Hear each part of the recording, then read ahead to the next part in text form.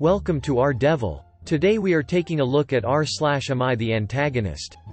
Our first story is from ARFID Meal Help. Am I the antagonist for wanting my son to be treated equally and able to enjoy family meals with cousins? My son is 9 and has ARFID. We are working with many therapists in all areas, but it's slow developing. He has very few safe foods and they are all super processed, junk food. He used to have more foods. But when it changes/tastes different, he will no longer eat it. He ate one sour grape 7 years ago and still cries at the thought of eating another. It's bad. Anywho, we used to have family meals with my wife's extended family relatively often, a few times a month. Maybe. We stopped when we realized eating in groups was making our son worse. Recently we have had a huge milestone. Meaning he can eat in public again. He's super excited about it. And we've eaten out a few times since. McDonald's. Mostly. But he's still in public. Anywho. My wife called her sister and asked if we could join their family. Meals again. Maybe just once a month to build his confidence. She said yes initially. And my wife told her we'd bring his food up so he could eat comfortably. My sister-in-law then backtracked, saying that wasn't going to be feasible. She claimed it was too unfair on the other kids to have to eat proper meals while he gets to snack on junk food.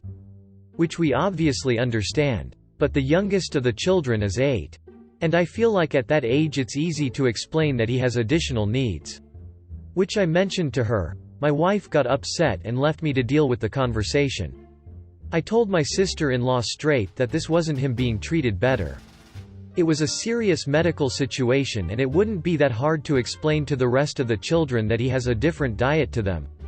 She got increasingly upset, claiming that her children shouldn't have to be forced to watch him eat nicer food. I then told her my son shouldn't be forced to miss out on family meals at which point she hung up. She later messaged my wife to inform her I was rude and wouldn't take no for an answer. My wife said I should have just accepted it when she hinted at not wanting him there. But I disagreed. I think he's just as deserving as everyone else. She got annoyed with me. Then. And now I'm just wondering if what I said was really that bad. Am I the antagonist? ETA. We have decided to not press the family get-togethers and are instead trying to organize smaller ones with my family. But I do just want to clear some things up. Some people seem to think we are pushing ourselves onto my sister-in-law's family meal. This isn't true. It is a family thing. My wife's parents and 2 other sisters with their kids. Although they are all older teens. Regardless of who offers to host the family. The sister-in-law mentioned in this post consistently turns down everyone. The rest of my wife's family are not interested in meals without sister-in-law present because it feels like they're going behind her back. Hope this clears some stuff up. Apologies for lack of replies. Medically complex kid and all that. Comment by Shiramo Mail 4.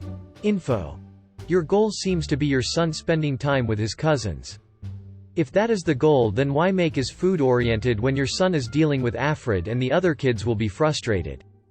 Upset or otherwise not understand? Why not just a playdate? Time at the park? An activity where they may need food but can make their own choices. Comment by No Priority 4155. Info. Is there something your child would eat that the other children would eat as well? If so, could you offer to bring enough so that all the kids/everyone could have some? Comment by Tube Sweater Guru. I mean, to be totally fair, your son wouldn't be treated equally if he's eating different food. And I do imagine it would be hard to explain to children why your son gets, for example, the McDonald's you picked up on the way over and they have to eat chicken and broccoli. I guess not though. Our next story is from DKFU202. Am I the antagonist for coming home early from meeting BF's parents? My BF and I went to see his parents for the first time this weekend. It's Canadian Thanksgiving. We were supposed to stay Sat. Sun and fly back afternoon Monday. I'm writing this Sun night already back in my own bed. My BF's parents greeted us at the airport and brought us home. They then proceeded to ask me if I had drugs in my bag and I was pretty shocked because who asks that? I said only Tylenol and they nodded and showed us to our rooms, which meant I got the guest room and my BF was to sleep in his old room. His parents were serving dinner, and during dinner I was asked to pay for my portion of the Thanksgiving dinner, $30. I was pretty shocked and angry because who does that? I've never been asked to pay for someone's ingredient fees when a guest at their place. I didn't answer and then confronted my BF in his room and asked why I was asked to pay. He just says it's something they ask of their friends as well. When they have a barbecue they ask people to pay their portion. Honestly, I'm shocked they have friends. I reminded him he has eaten at my parents' place dozens of times and was never asked to pay. He claimed if they asked he would have, but they never did. Because it's rude to do that to a guest. But his mom came and got me and escorted me to my room. I was fuming and looking for tickets home and texted my BF to say I was going home tomorrow. He called me and begged me to stay, saying his family already don't like me for not agreeing to pay for dinner and I'm just making it worse. I ignored him and rebooked an early flight, which was very expensive, and got a cab to the airport in the morning. I told my friends this, who had confirmed they've never been asked to pay for a meal while they were a guest. And if they were struggling, why even invite me over? Is this normal practice? Their house was pretty big, I don't think it was a money thing for them. Comment by Not My Prom. Not the antagonist, that is weird. But it's also weird that BF didn't warn you. Does he seriously think this is a normal way for guests to be treated in someone's home? Comment by Princess of Perky. Why didn't he warn you? And what was the drugs question? Why didn't he pay for you? Comment by General Relative 2838. Not the antagonist. Asking you to pay for your food is incredibly rude. Your boyfriend should have warned you, if only so you could have known to bring the money. I suspect he didn't because he knows you wouldn't have gone. Asking for money for food is tacky.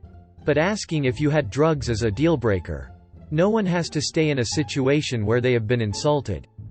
I think you handled the situation perfectly. You weren't rude back. Who cares if they don't like you? I don't like them. And I've never met them. Our next story is from Annual I-9459.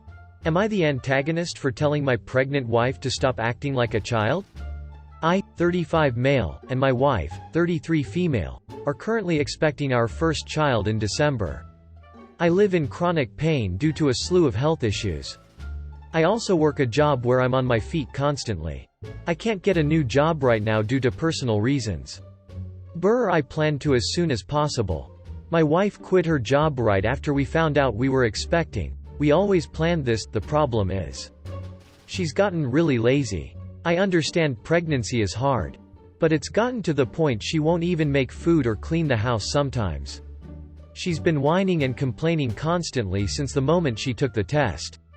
She sounds like a child. I hungry, I sore. My head hurts. I'm sick. I can't shit, etc. I understood these things are normal during pregnancy, so as much as it annoyed me, I bit my tongue. The second I'd get home every night, she'd want me to do something for her. She expected me to cook and clean as soon as I got home every night. The straw that broke the camel's back happened a couple days ago. I had just gotten home from a 10-hour shift and was having a flare-up. I just wanted to have a bath and relax because I was in so much pain. I told her I've had a terrible day and to just DoorDash something. I rarely let her do this because those fees are fucking ridiculous, so I thought it'd be a treat. But she said that she can only eat home-cooked meals and that everything else makes her sick. This is where I might be the antagonist. I yelled at her and told her I've had the worst day and she needs to stop complaining and be an adult for once. She started crying. I immediately apologized over and over again, but she left anyway. A couple hours later my mother-in-law called me and called me a misogynistic cunt and a slew of other names. I hung up because I don't need that.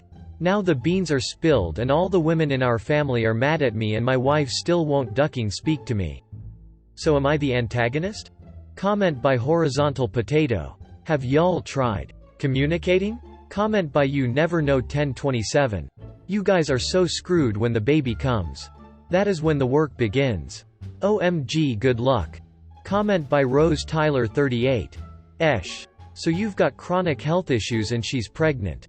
You need to come together and solve the problem as a team. The way you both agreed to do when you exchanged rings and said, I do.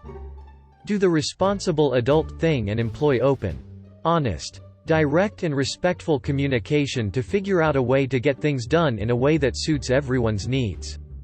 Our next story is from New Date Alert. Am I the antagonist for not backing up for my family after my wife giggled at their news? I 27 male have a beautiful wife Amara 26 female anyway onto the situation that happened a week ago when I was 17 I had a girlfriend who cheated on me for my brother. We were together since kindergarten even though our relationship was fake in elementary school and middle school we decided to make it official in high school but after a year of making it official my brother tells me that she and him were seeing each other behind my back. I was extremely hurt especially since my parents knew but they thought the relationship was still a playful one even though I told them the news first. After that I decided to just focus on school and move out of my parents' house especially since they didn't have the decency to at least be romantically involved in private. She still tried to apologize and ask if we could be friends but I just ignored her. After I graduated I moved to Texas at age 19 and only contacted my family on holidays. After 2 years of being there I met Amara at a bakery her mother owned and we became friends first due to us both having trust issues but we made it official a year after meeting. The relationship was great. I loved her family and they loved me. The wedding was absolutely wonderful even though my parents and brother didn't come even though I sent an invitation and called them the day before and I realized that if my wife were ever in an argument with someone even if she was wrong I'd always have her back. Now a week ago my mother called me to ask if we could talk. She was on speaker since Amara and I were cooking. She knows about what my family has done and how they backed up my brother so I didn't mind putting the phone on speaker since the only conversations I have with my family is about my brother. Well my mom goes on to tell me how my brother and ex are getting married and he wants me to be his best man. It was silent for a bit and Amara burst out with giggle and I joined in after her. My mom hung up and I didn't bother calling her back and enjoyed my night with my wife. The next morning I was bombarded with angry text from my brother and dad on how I hurt my mother's feeling and made her cry by not telling my wife to not laugh. I don't think I did anything wrong. I technically didn't do anything but I can somewhat say that it was childish but it was a spur of the moment. So am I the antagonist for not backing up my mom? Comment by BorgTeddy. Not the antagonist. It is kind of funny how they didn't show up for your wedding. But want you to be there for your brothers? Did they give you an explanation on why they were a no-show?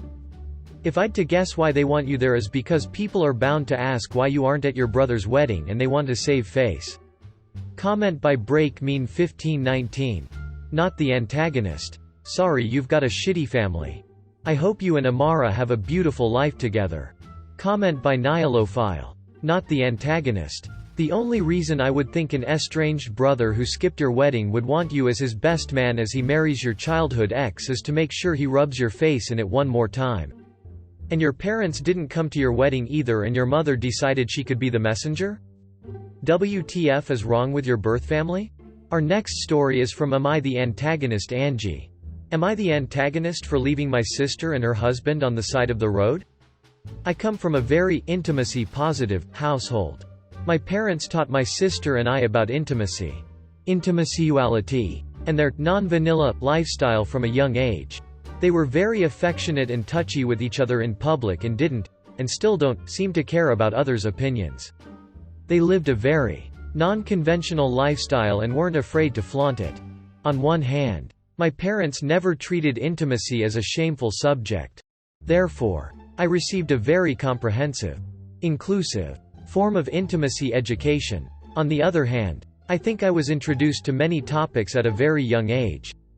In many ways, my sister, Angie, turned out like my parents. She proclaims that she's intimacy positive and has no qualms with openly discussing intimacy in great detail at every opportunity. She believes that if a person is uncomfortable, they must be a conservative virgin/prude who clearly hates all forms of self-expression.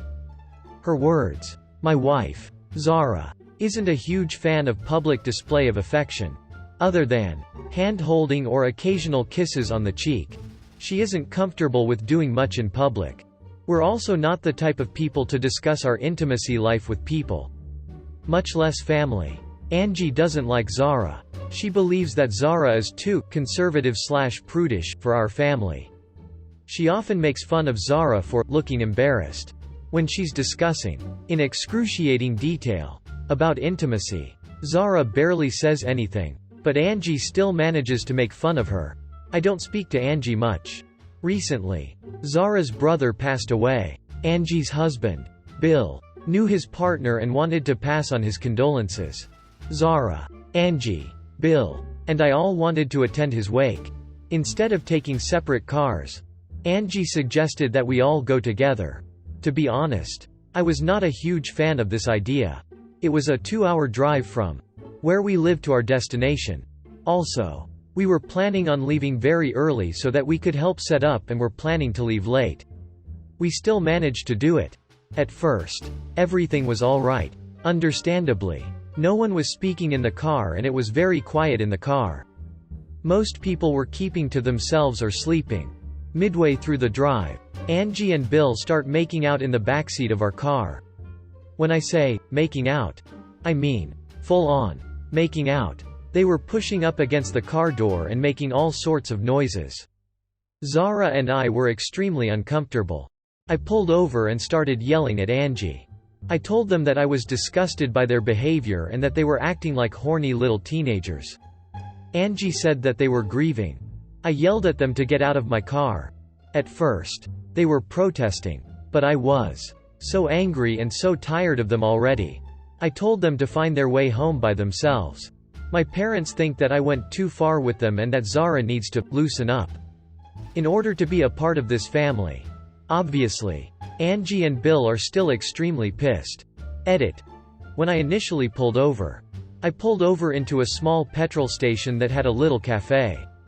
Saying, "side of the road," was a poor choice of words and I apologize for all the confusion. Comment by Lyala Time. Not the antagonist. Anyone who is intimacy positive knows about consent, and if she's not getting consent to involve you in her exhibitionism, then she's being a sex negative and gets to walk home. Comment by Vertigo Pass. Not the antagonist. They may be intimacy positive but not consent positive. Comment by Saint Alvis. Not the antagonist. You know how they say, everyone grieves in their own way. Well, this way, it turns out, is incorrect. Thank you for watching. If you enjoyed this video, smash the like button, and subscribe to our Devil. See you in the next one.